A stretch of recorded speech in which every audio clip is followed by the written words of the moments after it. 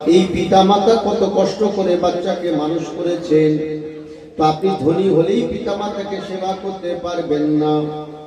আপনি লম্বা পেটের কালো হলেই সেবা করতে পারবেন না। মেয়ে ছেলে বেটা ছেলে হলেই সেবা করতে পারবে না। শিক্ষিত হলেই সেবা করতে পারবে না। যদি তার মধ্যে আপনার আমার কোরআনের এবং আপনার আমার কোরআনের ব্যাখ্যা আমার রাসূলের ইলম যদি তার ভিতরে না থাকে, তার ভিতরে যদি কোরআনের ইলম না থাকে, আর কোরআন কে আল্লাহ নবী সাল্লাল্লাহু আলাইহি সাল্লাম ব্যাখ্যা করে বুঝিয়ে দিয়েছেন।